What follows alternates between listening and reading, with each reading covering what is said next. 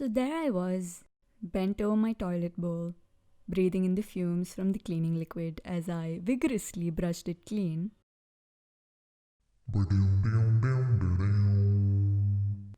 Why we?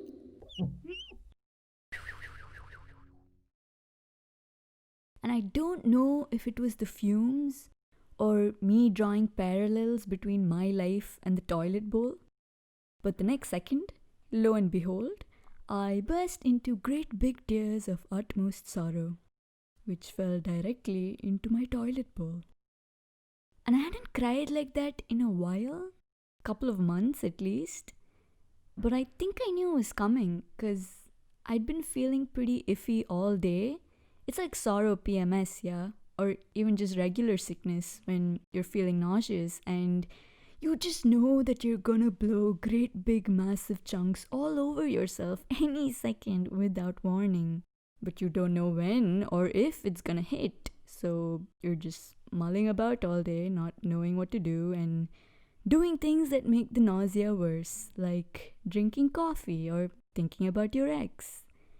And I'd been feeling this sorrow nausea all day because I'd been feeding the sorrow monster all the live long day. I'd been poking it and prodding it, and it had finally reached blowing point. I don't know if these activities are the causes or symptoms of my sadness, but I'd been very dutifully carrying out all the rituals associated with the return of, or rather the summoning of, the sorrow monster. I had been Googling, okay, not Googling, none of these numbskulls are in any way important enough to be Googleable, but I'd been checking up on the social media feeds of some of the people I went to school with. And this is a surefire way to make the sorrow monster blow chunks. You see, there was something fundamentally wrong about the school that I went to. It was, in essence, a rich people's school. Let me tell you that it is not fun being the only not rich kid at a rich people's school, because even the rich kids are very aware of how different you are. That is, if they can't sense your not richness right away.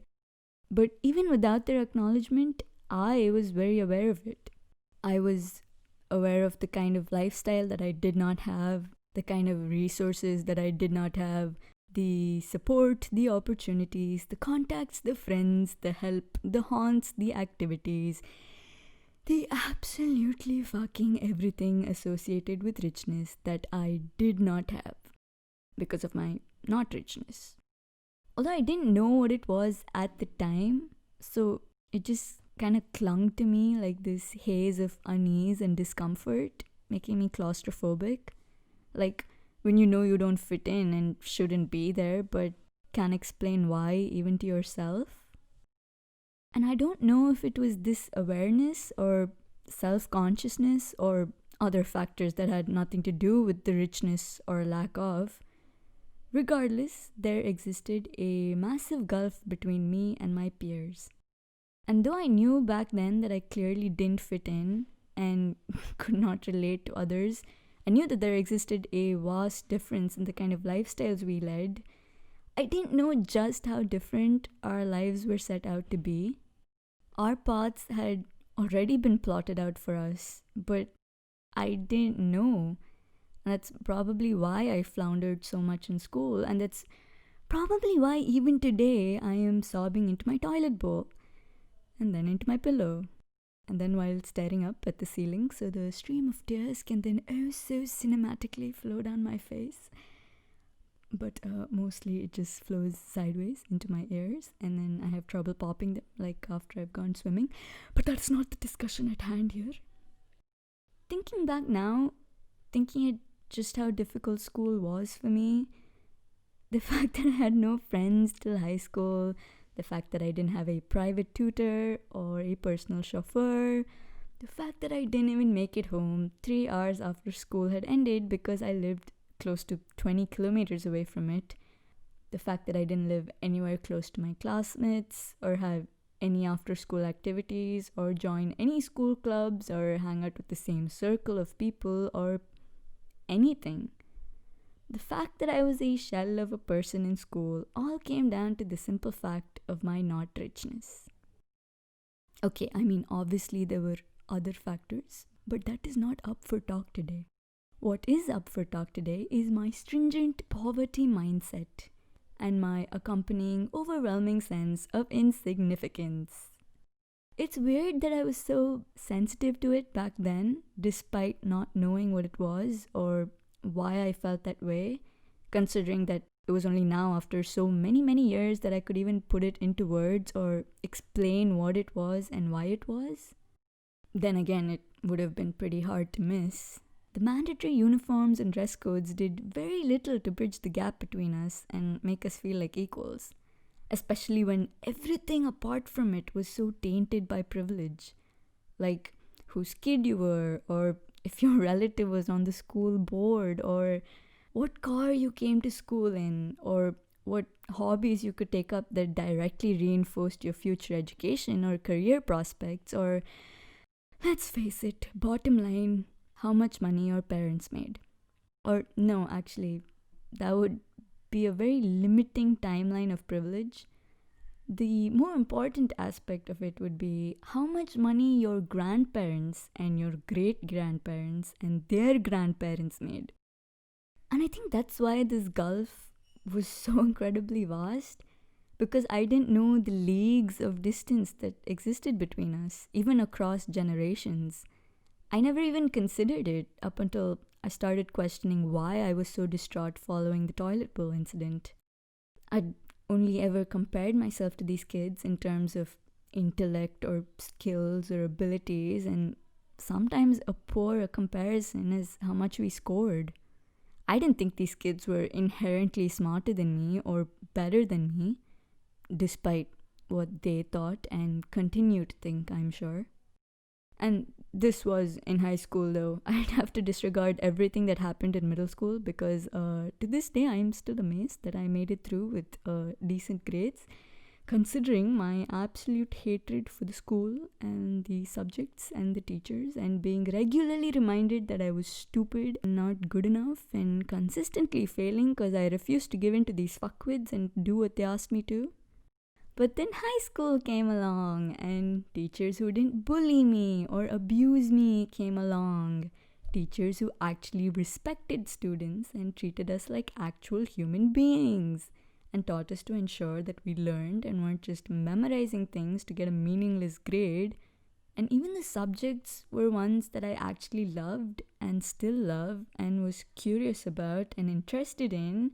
Subjects that I ended up scoring quite well in and graduating with pretty good grades, which were anyway inconsequential because they were merely the natural outcome that followed my love for the subjects and weren't the goal that I was striving for anyway. And you know what? My high school years were probably the only happy times I've ever had in school, because they were times of actual learning and curiosity and friendship and happiness, and fuck, I blame it entirely for the toilet bowl incident. Because worst of all, it was a time of hope. Inflated, unrealistic, childish hope. The kind that seeps in subconsciously, the kind that you aren't even aware of or consciously think about because you don't know that it exists. It's just a feeling that you can't even put into words. And it sucks. It fucking sucks. Because it's the worst kind of hope. Because conscious hopes can be reasoned with. Fully worded hopes that you can think about are ones that you can logically question or analyze or brace yourself for because you understand that it's a possibility that it may not happen. But wordless hopes, hopes that you don't know that you have, hopes that exist as a feeling in the peripheries, but guide all your other thoughts and behaviors and plans. They're fucking lethal, man. It's just an invisible poison in the air that you're breathing in every single day, and it continues to poison your every thought and action. And I guess reality is the painful, necessary, and unavoidable antidote. which is marked by so much disappointment and suffering simply because of the weight of the realization when it comes crashing down on you. It's a lot like that metaphor about the frogs in the boiling water, where the temperature of the water gradually increases and the frog that realizes it jumps out and saves itself, but the other frog can't tell the difference and just slowly boils to death. I guess I would be the latter in this metaphor. I didn't realize the water temperature was rising. I didn't realize hope was building. And now I'm a boiled frog. And what I mean by this is, prior to high school, everyone thought I was a failure. And they made it a point to go out of their way and repeatedly tell me that I was a failure and a complete fucking loser that would amount to absolutely nothing in life, and that it was pointless for me to even exist, and it was shameful for me to show up to school while being so incredibly fucking stupid simply because I didn't get good grades. I mean, you just gotta question who allowed these people to be around children in the first place. So, yeah, because of this, I never even thought to hope. The only goal at hand was to make it out somehow, preferably alive. And then high school happened, and for the first time in a long time, things were starting to go well. And I thought, hey, maybe I've made it through the troubled waters. Maybe it will all be uphill from here. Maybe they were right when they said things will get better. Maybe things finally will start going my way. Yeah, maybe I was a complete fucking idiot. Because yes, things were better. I didn't feel inferior anymore. I didn't feel like I had to be embarrassed or shameful or like a waste of space. Like, I had no right to be around these kids. With my high school grades and my changed outlook on learning and finally having a sense of achievement and feeling happy and finally looking forward to the future, I assumed that I had somehow managed to bridge the gap between me and my peers. Enter boiling water. And I realize now that I was genuinely foolish, because I was basing all of these hopes for the future of my newfound self-worth and self-confidence from getting better grades. I thought I'd cracked the code, that I'd only struggled so much before then because I hated what I was previously forced to study. And that's why I felt so lost and insignificant, while everyone else was fine. But now that I'd figured out what I liked and what I wanted to do, I was doing well, so I will continue to do well. And the comparisons that I was making, the future that I expected to have, and I had no doubt that I would have it, were all based on extremely limited and meaningless comparisons between me and my peers. I wasn't looking at the bigger picture, or why I wanted what I did in the first place. They didn't even exist as expectations. I thought of them as a natural outcome that would follow my sudden rise in whatever. And what were these natural outcomes that I expected would follow? Going abroad, of course. Isn't that the obvious cool thing you're supposed to do right out of school? Get the fuck out of the country? Because that's clearly the mark of intellect and hard work and talent and money. It's clearly the mark of money. Nothing else. I was walking around, throwing around my weight like, look at me, I'm also leaving the country because I'm one of you.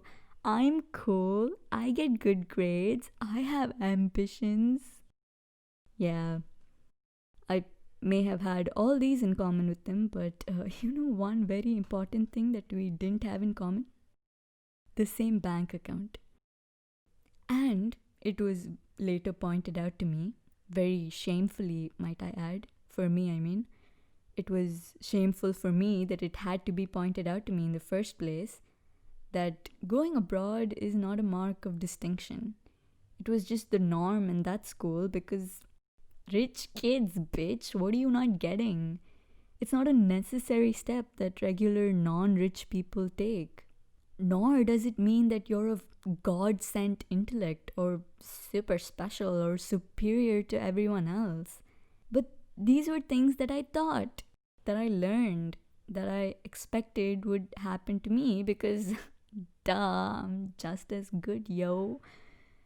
And this is what people probably still think just because of the nature of that school and how it's propagated by media and all the uncles and aunties we know, that you're especially intelligent because you're going abroad. You're especially talented that they sought you out from the millions of dimwits roaming the world and personally came to you and started rolling out a red carpet at your feet. So, really, you had no choice but to get with the program. But of course, my parents were not down with the program because, like I said, I was comparing myself to my peers at that point. But that's as far as the comparison could go. Yes, they were my peers, but that did not mean that my peers' parents were automatically my parents' peers. You know what I mean? And that's not even taking into account the even bigger picture of how my peers' grandparents are not my grandparents' peers. Like, my parents aren't politicians or actors or industrialists or entrepreneurs, nor do they run global chains of business or whatever, man. They didn't inherit their careers or vast amounts of wealth from my grandparents. So, how am I comparing myself to my peers when I can't even fairly extend that comparison to the previous generation? Especially when, as rightly pointed out by my friend, that nothing that my peers will ever do or won't do will have anything to do with their immediate survival or at the cost of their next however many generations' survival. Simply because their survival doesn't depend on them or whatever they do. Anything that they choose to do now can simply be understood as a hobby. And that's what it comes down to between me and my peers. And that's what it has always been. Hobbies versus survival. A running theme between my previous generations and the ones of my peers. Okay, I think I've said peers more times than any one person should ever have to. Let's just quickly give it a Google, shall we? Peers of equal worth or quality is a noun, a person of the same legal status, a jury of one's peers, a person who is equal to another in abilities, yeah, qualifications, hell yeah, age, well, yeah, duh, background, and the social status. Oh, yeah, turns out my peers may not actually be my peers after all.